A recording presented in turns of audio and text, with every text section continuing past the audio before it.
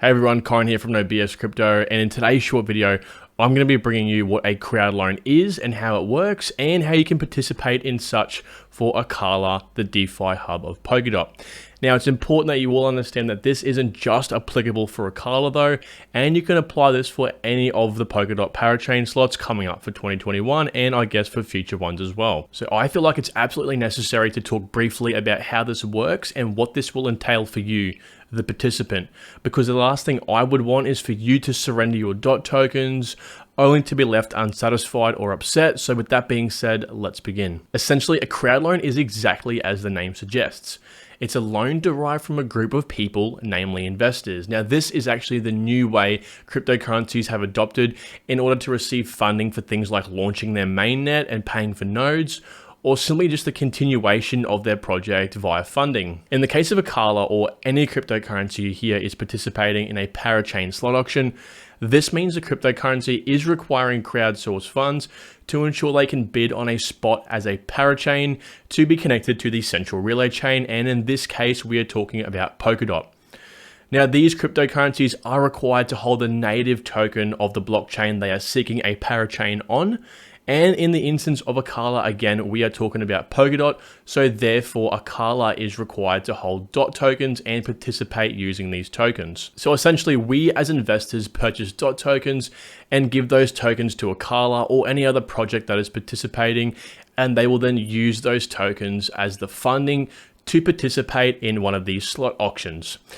Now, the reason why we would do this is actually quite simple. It's either we want to participate in a project to support them for maybe their future growth, or simply for our monetary gains as we can see future success in one of these cryptocurrencies. Now, this works by providing as much DOT as you would like in return for a specified number of ACA tokens. So, for example, if you were to surrender 1 DOT tokens, it might be pre-populated that you receive 5 ACA tokens. Therefore, you know that at the end of the lease period, which we'll be discussing a little bit shortly, you'll be receiving all of your DOT tokens back, as well as that specified number of ACA tokens as well. Now, it's very important that I tell you that these DOT tokens are actually unstaked. So for the 2 years that these tokens will be locked up, you won't be receiving any sort of reward for them. Essentially, at the end of the lease period, you will just simply get your DOT tokens back, the exact number you've actually put in. Now, as for the ACA tokens, this is where you can make some monetary gains, as obviously if the price of the ACA token skyrockets, obviously the amount you have will therefore follow that price action, and this is where, again, you can make some big gains. So this is essentially the incentive about participating so early. So when I refer to lease period, I'm referring to the amount of time a project is able to hold a spot as a parachain on any relay chain, whether that be Kusama or Polkadot. Now, the maximum amount of time a project can be a parachain on one of these projects is 2 years. Therefore, at the end of this 2 years, when the lease expires, these projects are required to participate in another slot auction again. And this means doing this whole process over again.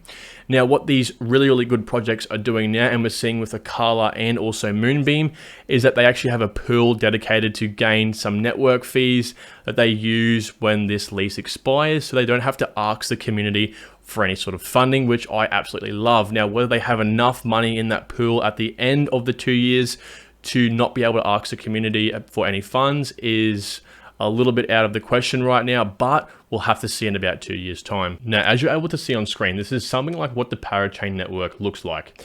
Now, Polkadot will have 100 Parachain slots available, which is represented by the gray boxes on the outside of the center ring. And these are individual cryptocurrencies that can connect to the center of this ring, which is called the central relay chain, which you can comprehend as the foundation of Polkadot. Now, the central relay chain provides these parachains with interoperability, security, speed, and a whole host of other benefits. However, obviously, to become one of the lucky projects to secure themselves as a parachain on Polkadot, they will have to participate in an auction. The auction works very similarly to that of an auction you might be able to compare with the house bidding. The highest bidder wins, of course. Except these auctions are slightly different in design. They're called candle auctions because of the way that the actual auction itself chooses a winner at a randomly selected time. Now, this came from way back in the 16th century, where sailors would begin to bid as a candle was lit, and at the time the candle blew out, the person who had the highest bidding would win the ship. Now, we can visualize this with what you're able to see on screen.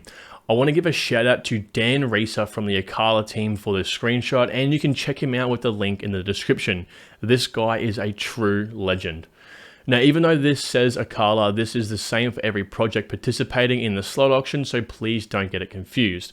Essentially, the auction will commence over a 7-day period. The first 2 days of such are the opening periods where nothing happens and all the projects are ready to begin. Now, in this time frame, projects are able to place a starting bid to open the auction, and as the commencement of day 3, or otherwise known as the ending period, the bidding begins. And in this example, Parachain or Project B has a starting bid of 10 million DOT tokens, so they have come out of the gate quite large. Now, this could possibly knock quite a few competitors out of the game right away, which is what you would want to do.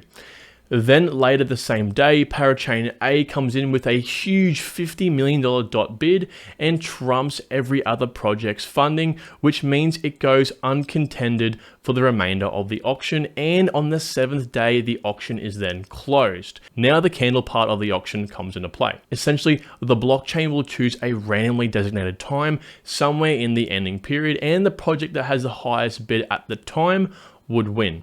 Now, in this case, that was towards the end of day 4, where Parachain A was still the highest bidder. And just to clear any questions up, yes, if the blockchain did randomly choose a time just before Parachain A, then Parachain B would have won. Equally, if there were a Parachain C that bid on day 6 or 7 that, say, had 100 million DOT tokens, this would then be too late as the blockchain selected day 4. Now, this type of auction is far more suitable than a regular style auction, where bidding would simply increase by the hundreds or thousands of dollars, making it agonizing for anyone participating. Now, it is essentially meaning that the projects need to dump their highest figure into the auction right away and hope no other project has a higher pool than that.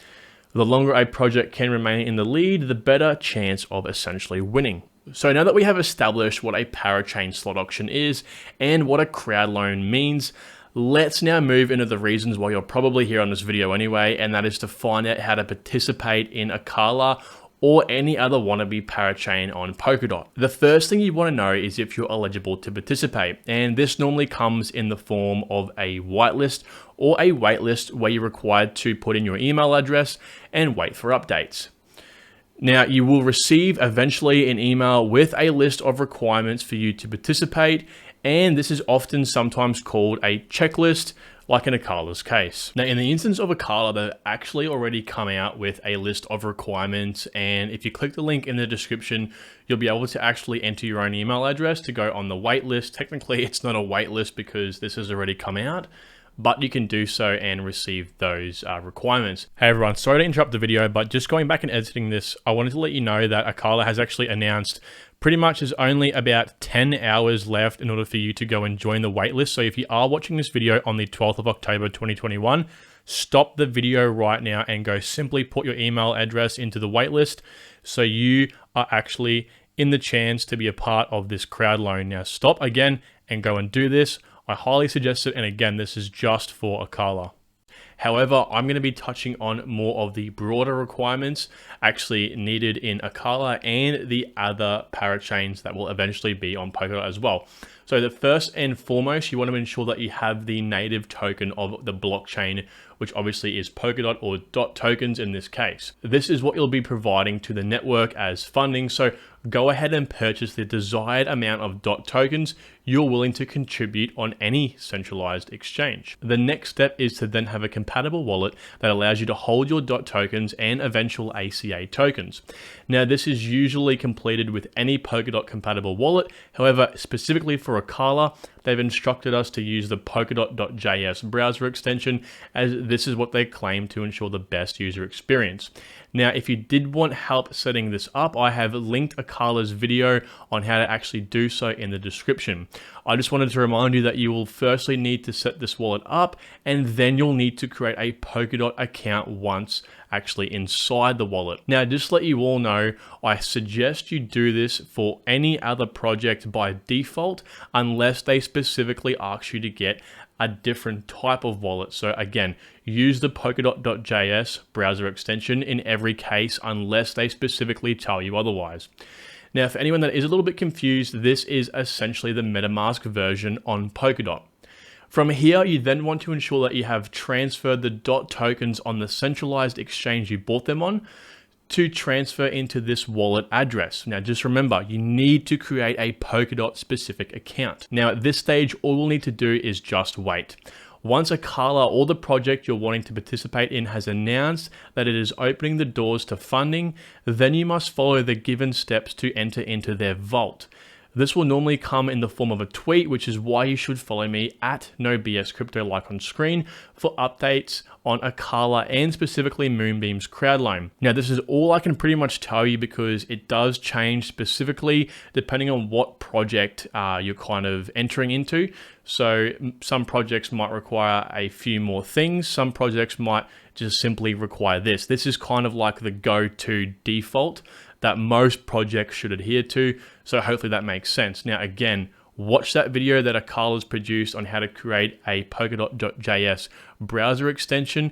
And if you did have any more questions or you couldn't follow that video, now that video is actually explains things perfectly, but if you did want me to actually break things down for you, let me know. That video should take me no more than a few hours to make, so I can quickly do that one for you guys as well. And that's pretty much it. It's fairly basic, but I hope you all have a fundamental understanding of not just how to participate in these auctions, but how they work, where they originated from, and what the reasoning is behind them.